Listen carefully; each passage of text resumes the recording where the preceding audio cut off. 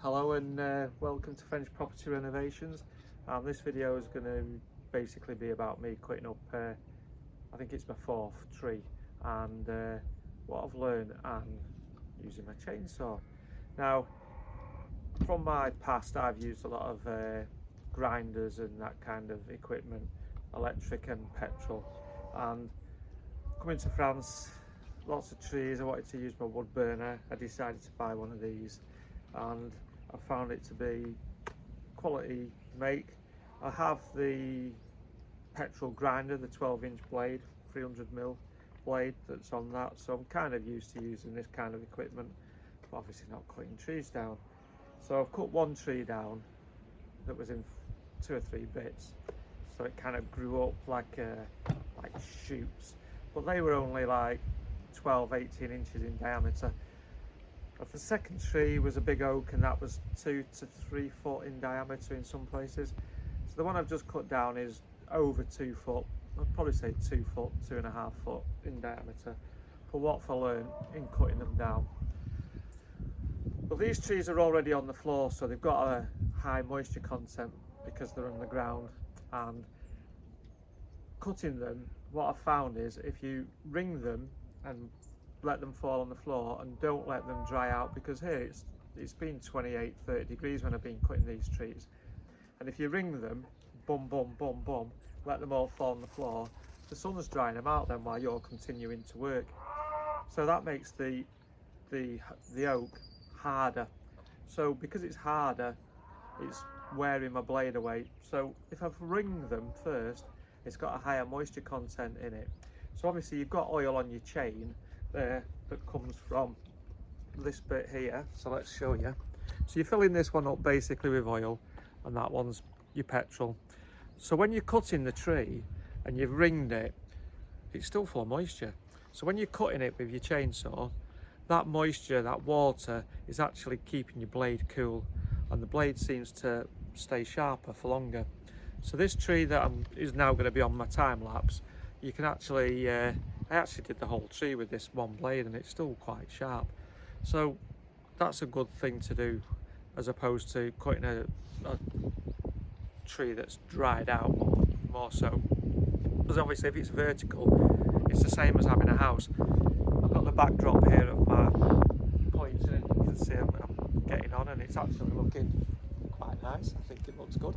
Anyways, the moisture from the ground rises up, and it will rise to about maximum 1 metre, and that's what gives you rising damp. So here, probably up to the windowsill level, you will have damp that comes from the ground into your building.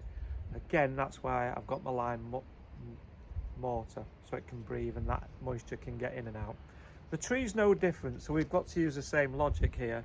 If the tree is vertical but dead, that first metre or so is going to have moisture content in it, and if it's on the ground, it's the whole length of the trunk, so it's cooling the blade off. Now, for starting it, I've found, I don't believe any of these videos where they and away they go. They've had that chainsaw on ticking along, so it's warmed up. But when it's cold, I've found the best thing to do is to put it on the floor, turn it on, put it onto choke, and I put my knee on top of my machine so it doesn't move, and then away it goes. And the machine doesn't move, it's secure. You've just got to make sure you've got the safety on, because you don't want to start it up and then the blade go. So if you keep the safety on, put your knee on it, because everyone who has a petrol device, whether it's a lawnmower or whatever, you go to your shed, you go to your garage, and you're like, will this thing start for me? So I found that this is the easiest way to pull it when you're on your own. Just put your knee on it, put it on the ground, and give it a whiz. You're not going to be just getting hold of it like that and away you go that way, because you need to have your hands on the trigger. It's just, you've got to start it up somewhere before, and I am no professional like that, and I don't think I'm ever going to be. So I don't even know how they do it. I'm sure they warm it up first, but that's how I've been doing it. You'll also see when I'm cutting some of the ringed logs into small blocks for my fire, that I tend to put my foot on it, probably not health and safety conscious, but it works for me. So if you do this yourself, be careful. Make sure you've got gloves for the anti-vibration, because you don't want to get vibration white finger. There's quite some bugs in the trees as well that are killing them. I think the longhorn beetles, and they are protected here, so when I've cut them up, I've put them into the pile of debris that I've created for the hedgehogs. So I hope you enjoy the time-lapse video now of me cutting my tree up, and please subscribe, and I hope you enjoy my videos. Take care.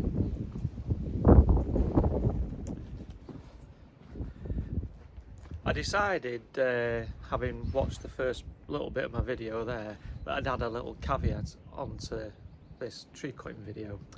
And basically, I'd like to talk about the costs and the money involved. So my chainsaw was brand new and cost me, I think, £730. And to cut this tree that's on my time lapse now took me an afternoon, a Saturday afternoon, a break from said pointing. And I probably spent, say, 5 hours cutting the tree up, and I've got faster, I have to say. I've got quicker and I've got more organised, and I found a nice methodology that works for me, as I previously said.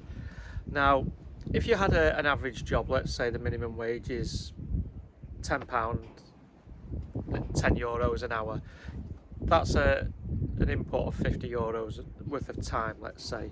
And then you've got the capital expenditure of my chainsaw. But I've got 2 piles at the end of the time lapse of chopped up wood, which fits into my wood burner, that I need to get from the field back to the house, my maison. So you need a trailer, you need a digger with a bucket, or you need a tractor with a bucket, or if it's on your own land and it's not too far away, you could use a wheelbarrow. But one way or another, it's going to take time or cost money to transport it. So the viability of all this is, and the question you're asking yourself, and the question I ask myself is it cheaper for me to go and buy my wood from Mr. Wood Chopping Man, and they sell it in, I think they call them stairs, I don't know why they call them stairs, but that's a volume of wood.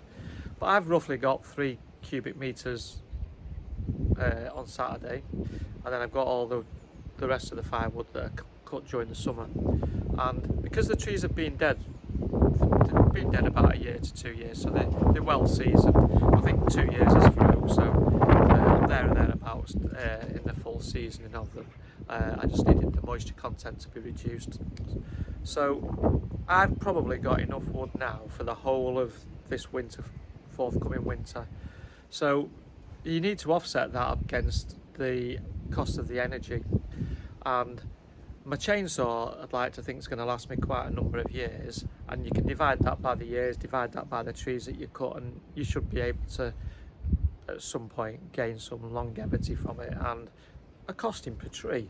Not that I'm going to go to that length, I must admit, because I actually have an affinity with the trees that I'm chopping up, because they've kind of lived a life, and they can either rot in the hedgerow ultimately, because the farmer's just going to shove them to the side, let me tell you, or I take some effort, afternoon in the sunshine, in the fresh air, and I chop them up. So for my well-being, and we're talking about human well-being here and mental health and things like that, it's actually enjoyable to see what you've gained or what you've created.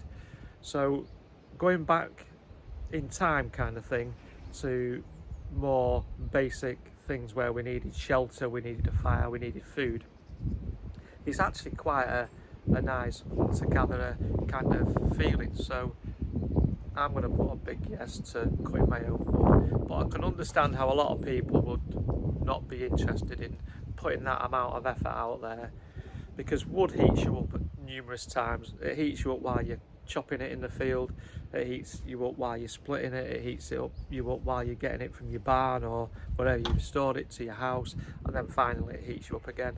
So the whole process to me is an enjoyable one. When I'm sat in my lounge, it's pouring down with rain outside, frosty or cold, I've got my movies, my TV on, and I'm cozy, and it's worth it for me, and I enjoy it. So that was just my little bit, and I hope you enjoyed my time lapse now of me working hard.